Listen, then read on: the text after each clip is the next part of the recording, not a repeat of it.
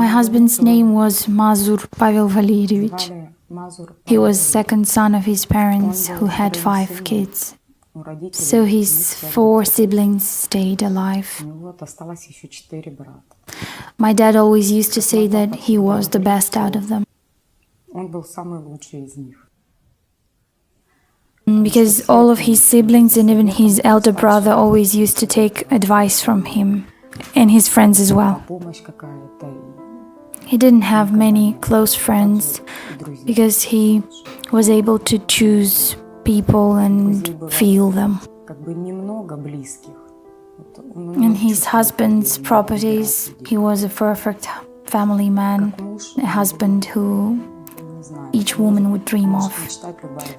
Coffee to bed was my habit. It was nothing to get surprised about. My normal life. He was such a handyman. He was able to do anything about the house, to chuck a nail or plant a tree and build a house and grow up a son. Since our son was half a year old, I was able to leave them alone without worrying that the baby will be unfed and will be not washed and everything.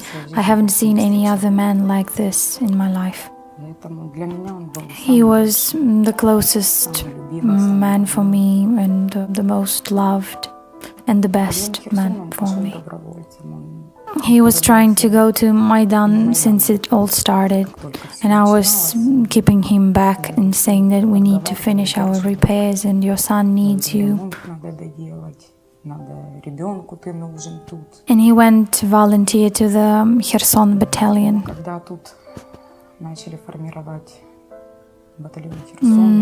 And he went and subscribed for this battalion named Kherson. And then he came up to me and said that he would go and he would be back in about a month. On August the 25th, I read about the death of their head, their leader, Starcheus Ruslan, and then I understood where my husband was. And then when the encirclement and the exit from the encirclement happened, I was looking for him for a long time. And then on September the 3rd, I got to know about his death. The commander came to Kherson and he met me and Pasha's mother and he told us that he died. I still don't know the way he died.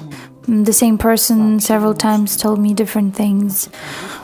I was told that there was a car they were traveling in and he either covered somebody from a shell or he saved somehow in some way he saved other people who were in the same car with him, and his leg was torn away and he bleeded a lot, and from this blood loss he lost his life.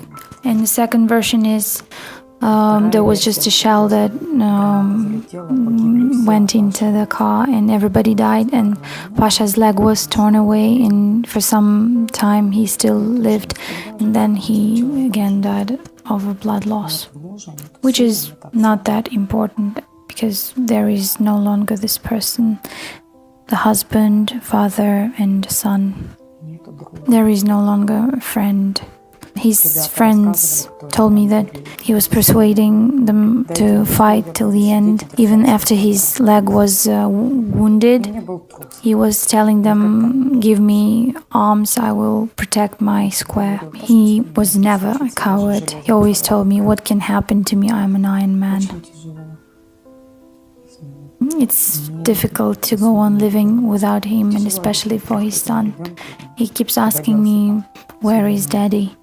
He used to call him Daddy, and he asks me if he's on the skies, and I say, "Yep, Sonny, he's in the skies."